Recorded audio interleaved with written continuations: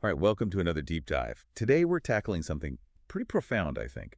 The divine feminine in universal balance.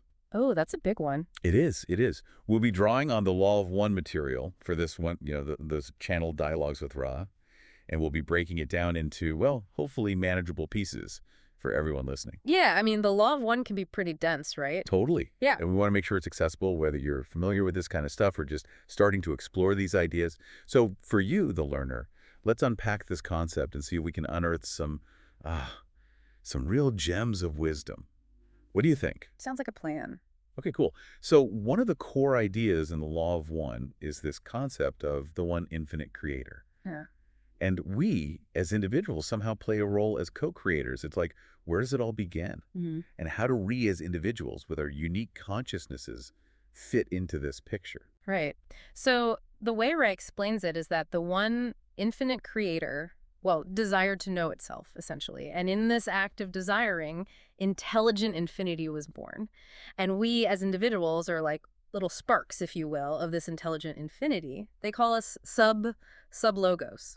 And it's through our free will that we actually shape our own experiences and, in a way, co-create with the creator. So we're like these tiny facets of this much bigger, grander consciousness, each exploring and experiencing in our own way. Exactly. It's like the creator looking into a mirror with infinite sides, and each reflection is a unique expression of itself. Wow, that's a powerful image. Yeah, it really is. And it gets even more interesting when Rod talks about personal growth. They suggest that, while we're often focused on using external things, technology and whatnot to change the world around us, the real key to evolving is through inner work, through understanding and refining our mind, body, and spirit. Inner mastery over external control, kind of? Yeah, precisely. It's not about manipulating the outside world so much as it is about cultivating mastery within ourselves. Makes you think, right? Now, another key concept that Ra talks about is this idea of energy or light flowing into our being. They describe it visually as coming in through the feet and the base of the spine. So where does this energy go from there? Well, picture this. The light enters us and flows through what Ra describes as energy centers, kind of like rays. They go from red at the base of the spine all the way up to violet at the crown of the head. So like a rainbow inside us. In a way, yeah. And each of these centers filters and uses a specific part of this light energy. So as the energy moves upwards, it changes and gets expressed differently depending on, well, the state of each center. Oh, that's cool. So if I remember correctly, there's a lot of talk about the indigo ray center being super important for spiritual work. What makes it so special? The indigo center, or the third eye as some call it, is, well, it's like the gateway to intelligent infinity. It lets in a really pure form of love and light. So it's like a high-powered energy conduit. Exactly. But here's the thing. For it to work properly, the lower energy centers, red through blue, and even green need to be, pretty clear and balanced. It's like trying to receive a radio signal with a broken antenna. You need a good foundation. So you can't just jump to the high-level stuff without laying the groundwork. Right. You got to get those lower centers sorted out first. That makes a lot of sense. Now, let's shift gears a little and talk about polarity. Ra says it's a fundamental part of this third density experience, our current reality. What does that really mean? Well, think about it like this. Polarity is all about these seemingly opposite forces, light and dark, active and passive, masculine and feminine, you could even say.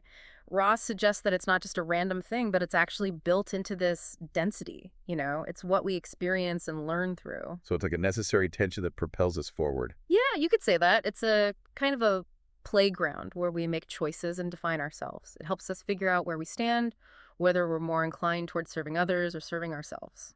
Okay, so polarity helps us depolarize. Is that what you're saying? Exactly. And that brings us to the divine feminine, right?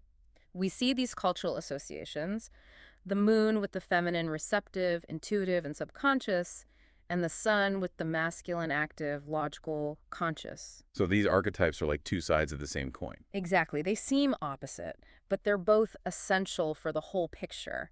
It's that interplay between these energies that creates, well, all the richness and complexity of this density. So are you saying that without polarity, we wouldn't be able to experience things in the same way? Right. I mean, Roll talks about the unfed mind, which is like Yeah. intelligent infinity before it became individual beings. They say it had no polarity. So polarity emerges as a tool for learning once we become these separate selves. Exactly. It's like Yeah.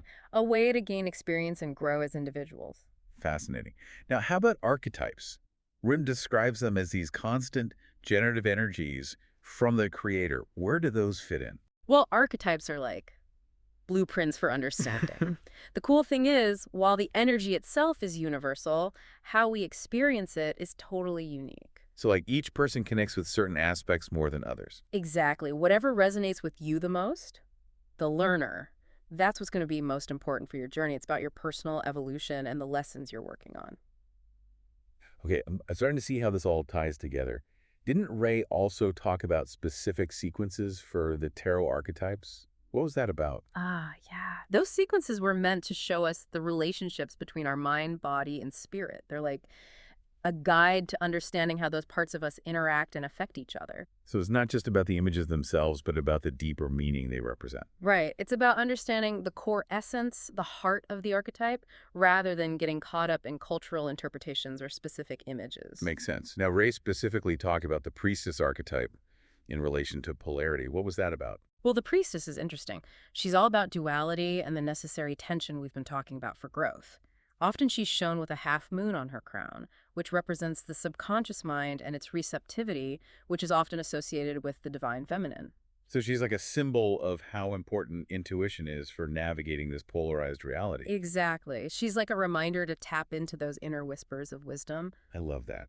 Let's talk about love, service, and balance now.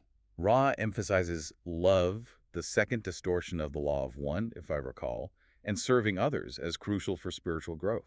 Absolutely. They're like the cornerstones of Ross philosophy. Unconditional love and a genuine desire to help others are how we align with the universe and move forward on our spiritual journey. And what about wanderers? Those folks from higher densities who choose to incarnate here, what motivates them? Wanderers are driven by a strong desire to serve others. They come from more harmonious realms and choose to enter this denser reality, even though it means, well, a kind of forgetting their origins. They act as catalysts for change and awakening. So they come here specifically to help. That's the idea. They see the need and choose to serve. Amazing. And balance seems to be a key theme here.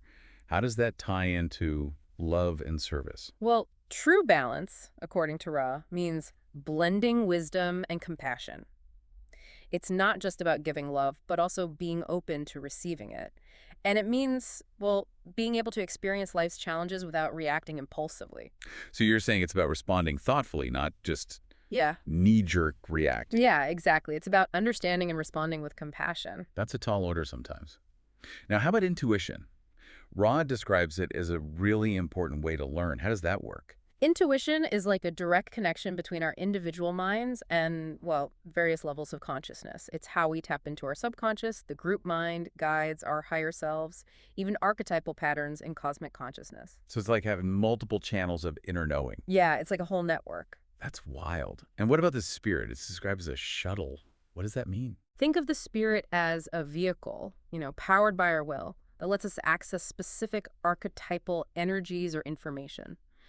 Depending on our state of mind and what we need, our spirit takes us to the right place. So it's like a spiritual GPS, kind of. I like that. Yeah, kind of like a spiritual GPS. Okay, that makes sense. So we're nearing the end here, and I want to touch on universal balance and the harvest. What is this harvest exactly? The harvest is like it's the end of an evolutionary cycle. It's when entities move to higher densities based on their dominant polarity, whether they lean towards serving others, which is positive, or serving themselves, which is negative. So where does the divine feminine fit in all this? Well, Ra doesn't explicitly say it's required for a positive harvest, but the qualities associated with it, balance, compassion, nurturing, all definitely point towards serving others, which leads to, positive polarization. Right, it's all connected. And Ra talks about how energy transfer and our understanding of things like sexuality evolve in higher densities, right? They say it becomes something beyond what we can grasp in this density. Yeah, it's pretty mind-blowing to think about. It is. And apparently the distinction between positive and negative polarity becomes less defined in the sixth density. Right. As consciousness evolves, it seems like that duality kind of merges into something more unified. Wow. I'm trying to wrap my head around that. Okay, last but not least, the idea of the divine feminine being immanent. What's that all about? So, Rhee talks about the potentiator, which is this. Well, it's connected to the archetypal mind, and it's the source of all potential. They say it's not some distant thing. It's actually present in everything, all around us, all the time. So we're always connected to it, even if we don't realize it. Exactly.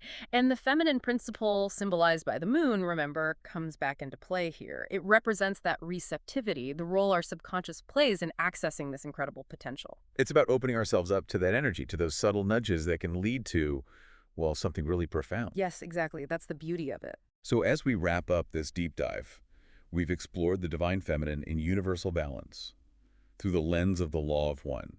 It encourages us to look within, to cultivate love and service, to strive for balance, and to recognize that potential for connection that's always there. It's a really holistic system, you know? It emphasizes how everything is interconnected and how important it is to align ourselves with, well, the fundamental principles of creation. Absolutely. And for you, the learner, we hope this deep dive has given you some things to think about, maybe even a new way to see your place in the universe. Here's a final question for you to ponder. How might consciously cultivating more receptivity and nurturing in your life, those qualities often linked to the divine feminine, affect your growth and your interactions with the world? Thanks for diving in with us today. Until next time.